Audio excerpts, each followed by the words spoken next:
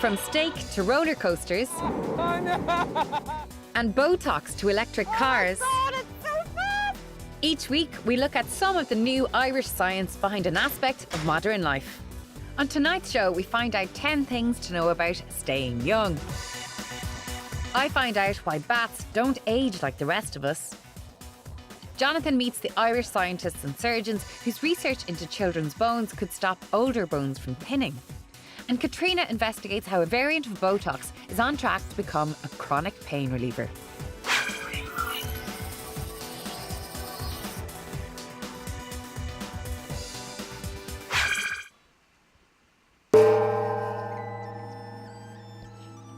We live in a country with a rapidly ageing population.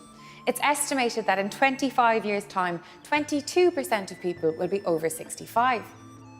But it can be difficult to consider all of the problems that older people face on a daily basis without first-hand experience. I'm here in NCAD to test a product designed to help us imagine some of those challenges. Hi, Sam. Hi, Aoibhinn. Nice to meet you. So, what is this? It's an aging suit. It's lots of pieces that basically weigh you down and make you feel a lot older. Do you want to try it on? Okay.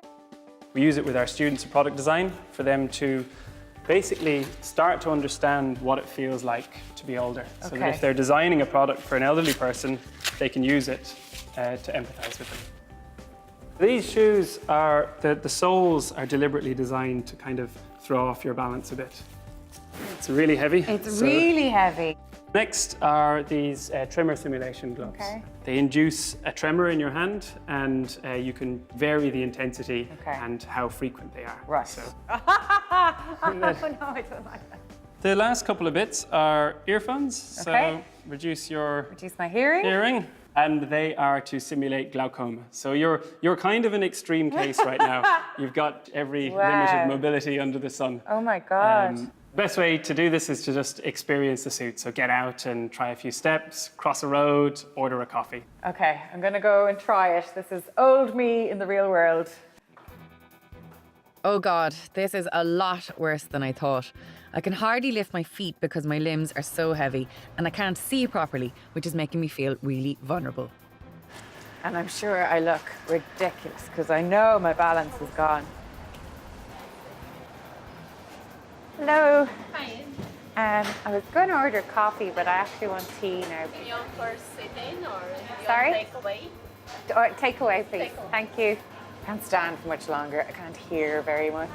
Your tea? Thank you. Where's the milk? Sorry. Oh, that's the milk. Okay. Thank you. Well, that was interesting to experience some of the challenges that getting older might bring. We're going to look at new ways in which Irish science is going to address some of those challenges and help us stay young.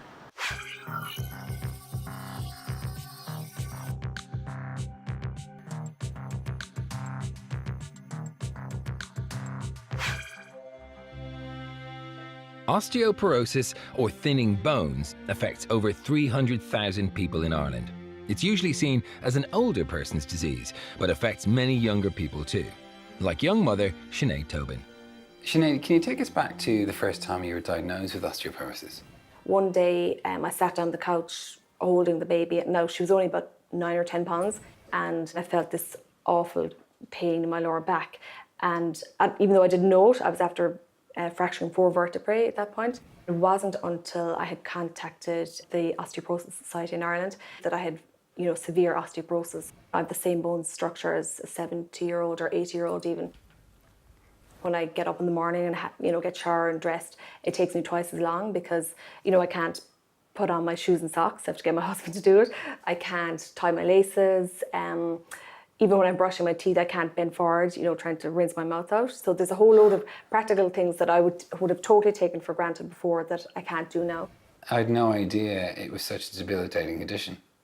Yeah, absolutely. My daughter, she never asks me to lift her up because she knows that I can't lift her. Even in the house, we've had to kind of reconvert one of the bathrooms so it's kind of non-slip floor, walk-in shower. Yeah, so there's lots of changes we've had to make. Even if you're lucky enough never to suffer from osteoporosis, as we age, our bones will get thinner and may not heal as easily. Researchers at the Royal College of Surgeons in Ireland may have found a way of reversing this part of the ageing process.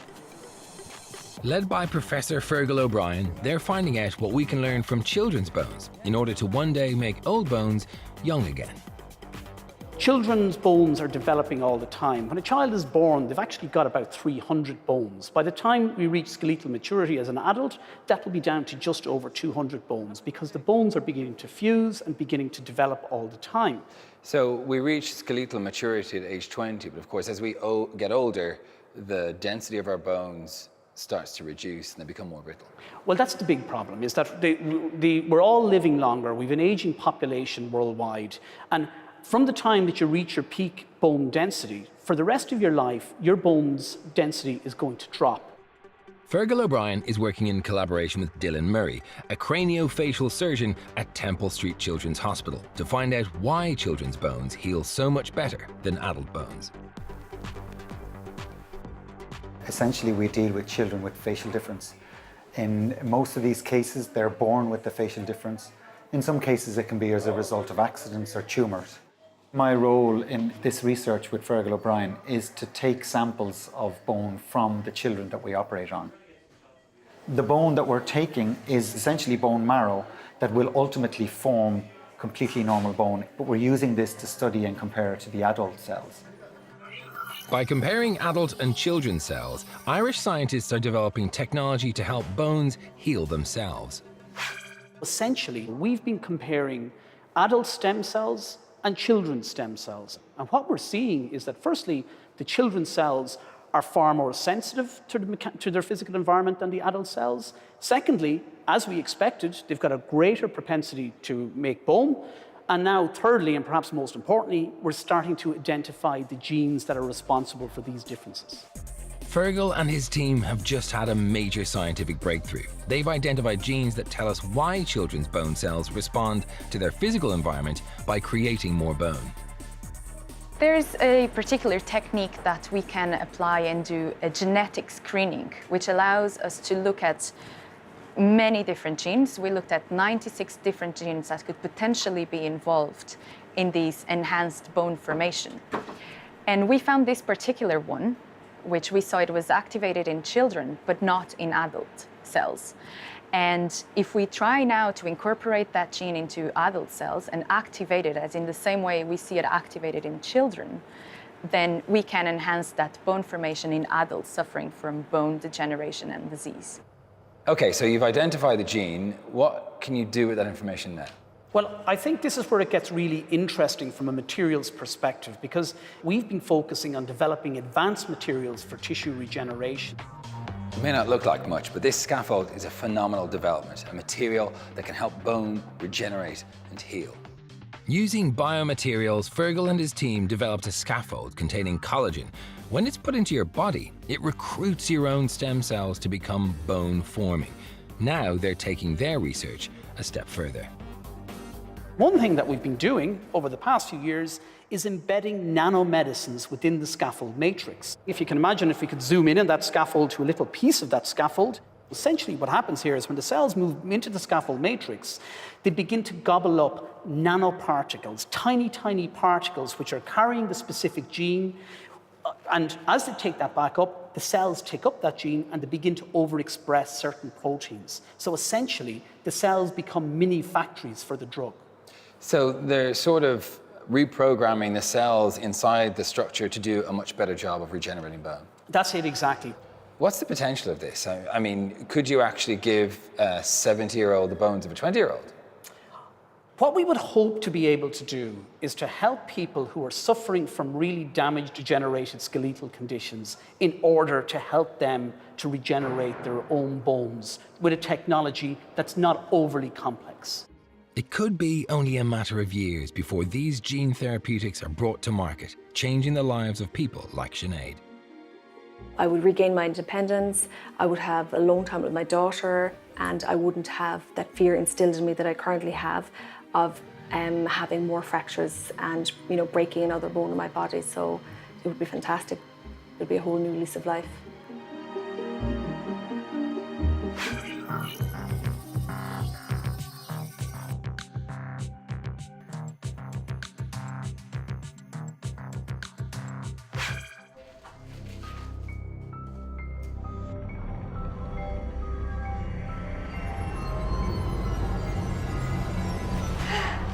Actually, no.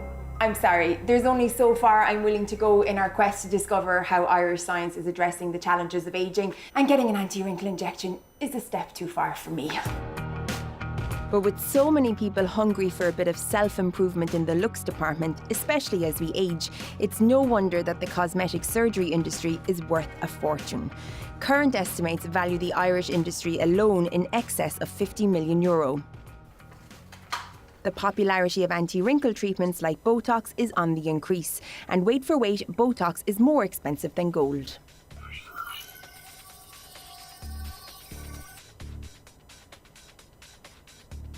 Botox is powerful and versatile stuff, and amazingly, a new generation of the drug is being developed to help treat age-related conditions, including chronic pain. I'm meeting DCU's Professor Oliver Dolly to learn about his cutting-edge research in this area. Oliver, how does Botox work? Well, Botox works locally at the site of injection. Basically, it's a muscle relaxant. The doctor will inject the muscles just here which control frowning. And it immediately targets to the nerve endings. And it actually binds and gets taken up inside the nerve. And it works there, inside the nerve, to inactivate one of the proteins that's involved in this release of transmitter. So it basically blocks that signal. It blocks the release, and therefore the muscle will get weakened. So no matter how much you try to frown, you can't do it? You can't do it. There's no signal coming there. Okay. Botox is already used to treat hundreds of conditions, from migraine to profuse sweating. Its big advantage is that it can be injected directly into the affected area. Professor Dolly is working on a new variant called BONT to target chronic pain. Unlike other painkillers such as morphine, it can be targeted directly at the source of pain.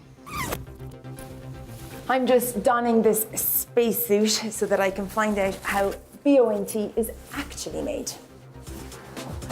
They isolate the all-important BONT protein in E. coli bacteria, which divides quickly, allowing for fast and cost-effective research.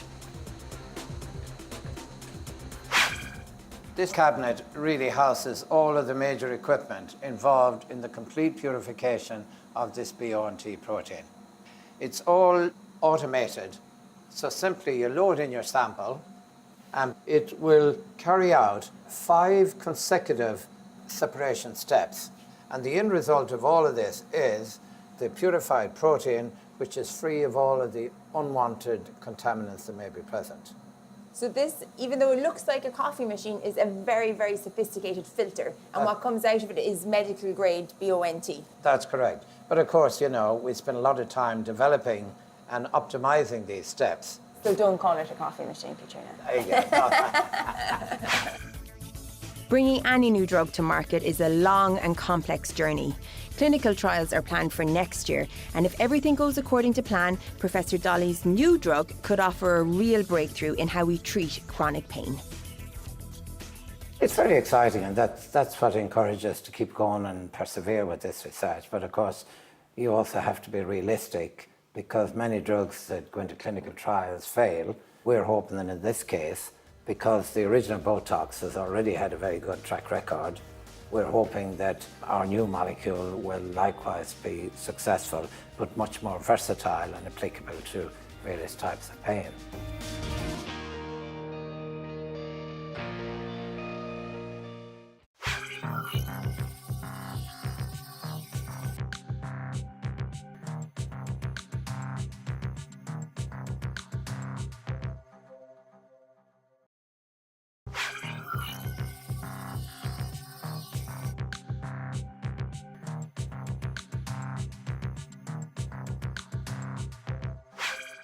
We all dream of living forever.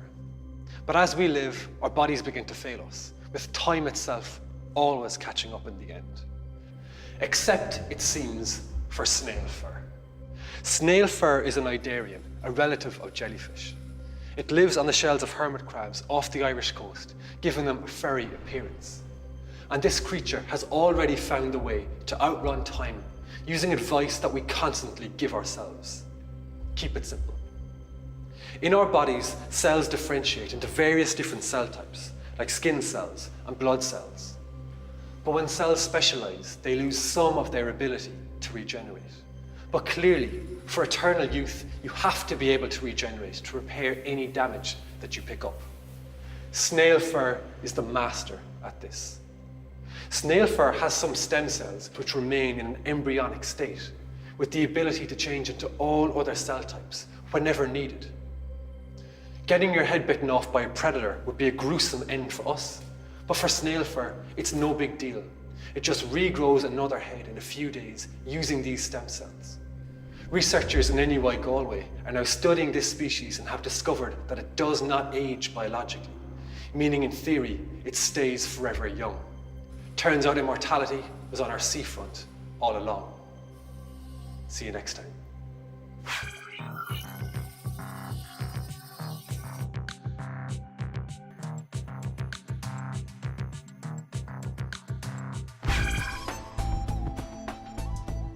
The percentage of older people in our population is increasing, and the length of time those older people live is increasing too. Scientists estimate that a baby born today may live to 147 years old. And as age-related illnesses often begin when we're in our 70s, that's 5 or 6 decades of potential ill health to look forward to. Help in halting the aging process is coming from the most unexpected of creatures, bats.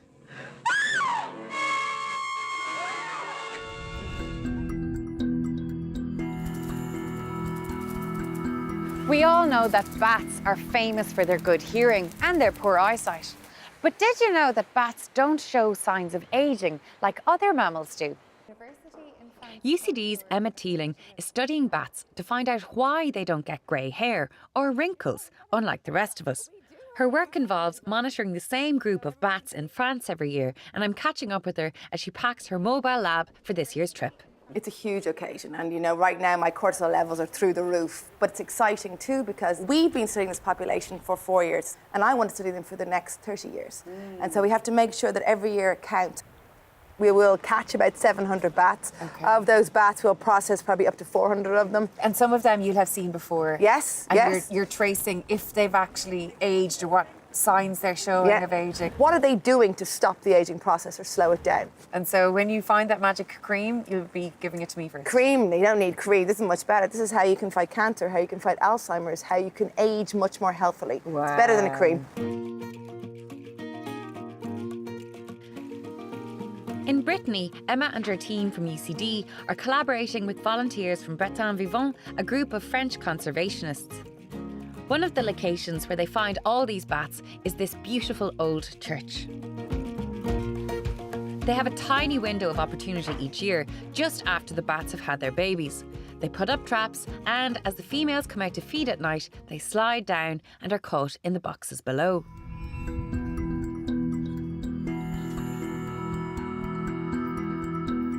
First, the bats are weighed and monitored. Then Emma and her team find out the age of the little animals, which isn't as easy as it seems. The only way you can actually age a bat is what you do is you open up their wing. Before they're 1, their finger bones are not fused. Oh. And so that's the only way you can tell their age. Because very quickly the bats are born, they grow to full adult size really within about 6 weeks. Right. And then their finger bones aren't yet fused, but once they hit 1 or full adult size, they fuse. Then you can never tell their age again. So any of the new babies that are born, Breton Vivant put that teeny tiny little microchip, like you put into your dog or your cat, in underneath the skin on the back of this bat. Then you read them, you scan them on those transponders, like you scan something in a supermarket, and it'll say, this is 0259342. And that's how you know the individual. The core of Emma's research is to analyse bat DNA. This involves taking a wing punch and a blood sample. And they even let me help out with the work. They're beautiful. Gorgeous. Now, is that a baby? It's an adult.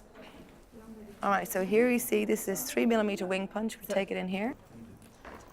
Tiny piece of the wing. Yeah, so you can see it right there. Yeah. And we're going to put it here very gently into the liquid nitrogen. Now we're going to take the blood. Why do you need a blood sample? About 60 to 90% of all genes is found. You can find the message of those genes in blood. So it's a really good representation of the overall health of the individual. Emma wants to find out which part of the bat genome is responsible for them having such good DNA repair and anti-aging systems. One of those systems seems to be related to minute pieces of their chromosomes called telomeres.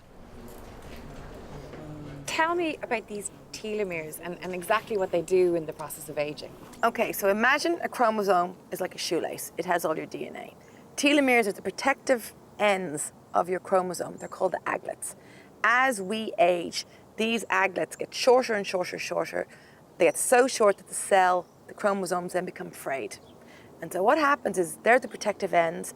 They're required to allow your cell function. And the idea is if they get so short, your cell becomes old, it stops functioning. The question is, do bats have really, really long protective ends? Or do they have a better way of making sure that they don't shorten over time? Have they evolved the mechanisms to protect them? This is what we're looking at. The welfare of the bats is paramount. Before they're released, they're given plenty of water and a tasty snack.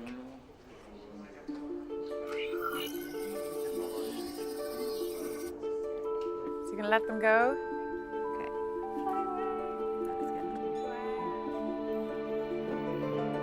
Emma clearly loves bats, but the purpose of her research into their aging process is to eventually help us humans. They predicted now a child born today in the Western world will live till they're 147.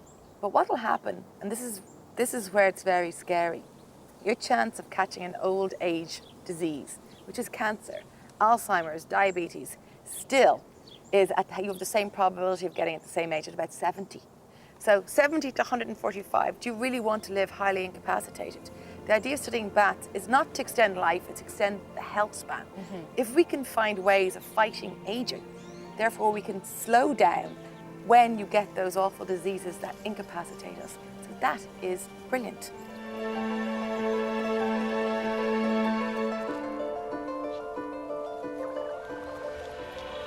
That's our 10 things to know about staying young. Next week, we find out about smarter, more connected living. No way! The car's driving itself.